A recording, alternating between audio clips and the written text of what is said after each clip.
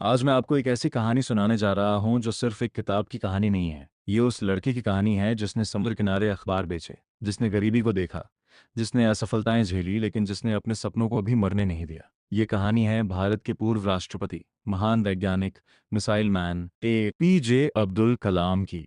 और उनकी आत्मकथा अग्नि की उड़ान हमें यह सिखाती है कि अगर इरादे मजबूत हों तो हालात कभी आपकी मंजिल नहीं रोक सकते।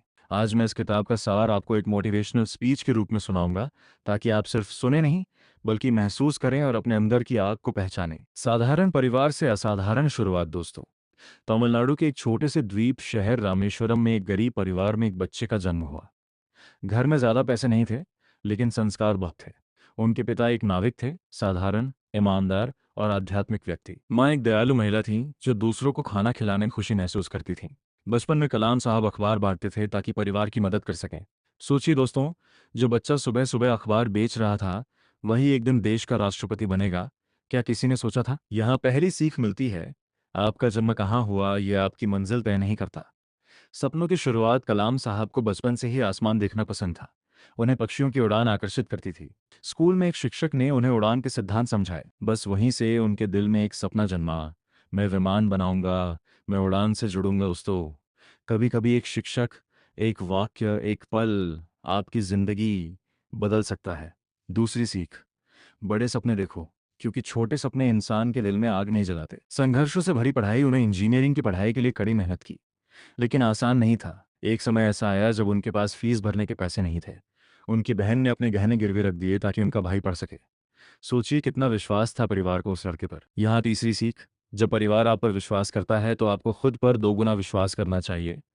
पहला बड़ा झटका असफलता। कलाम साहब का सपना था पायलट बना। उन्होंने एयरफोर्स की परीक्षा दी, लेकिन वे चयनित नहीं हुए।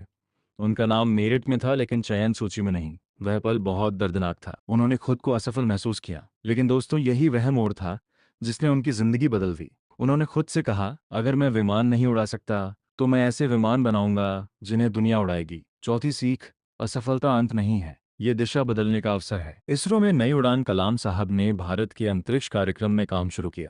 उन्होंने सैटेलाइट लॉन्च व्हीकल SLV-3 पर काम किया। शुरुआत में प्रोजेक्ट असफल हुआ। रॉकेट लॉन्च हुआ, लेकिन लक्ष्य तक नहीं पहुंचा।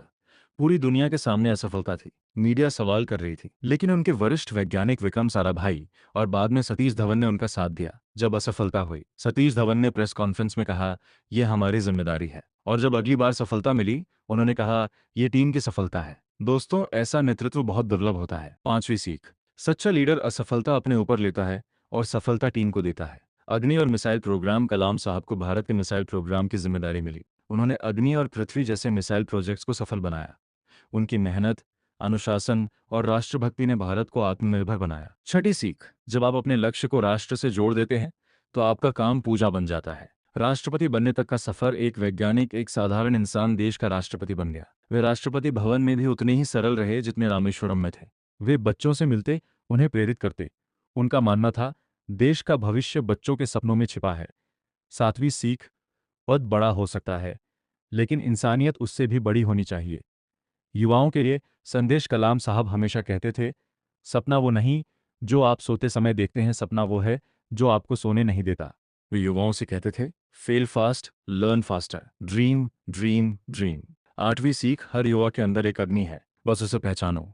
आत्मविश्वास की ताकत दोस्तों। अग्नि की उड़ान हमें बताती है कि आत्मविश्वास सबसे बड़ा हथियार है। गरीबी थी, असफलता थी, आलोचना थी, लेकिन आत्मविश्वास कभी नहीं टूटा। नौवीं सीख, दुनिया आपको तब तक नहीं रोक सकती जब तक आप खुद हार न मान लें। आध्यात्मिकता और विज्ञान। कलाम साहब विज्ञान के व्यक्ति थे, लेकिन उतने ही आध्यात्मिक भी। वे गीता पढ़ते थे, कुरान पढ़ते थे।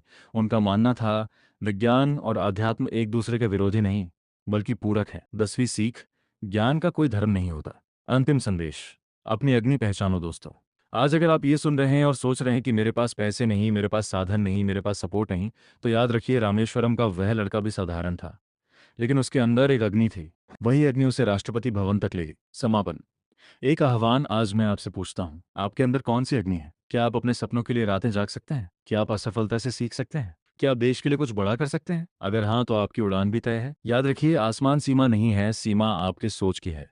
अंतिम संदेश अग्नि की उड़ान हमें सिखाती है कि गरीबी रुकावट नहीं है, असफलता अंत नहीं है। सपने शक्तिशाली होते हैं और आत्मविश्वास सबसे बड़ी ताकत है। दोस्तों, अपने अंदर की अग्नि को जलाइए, सपनों को पंख दीजिए और ऐसी उड़ान भरिए कि दुनिया देखती रह जाए।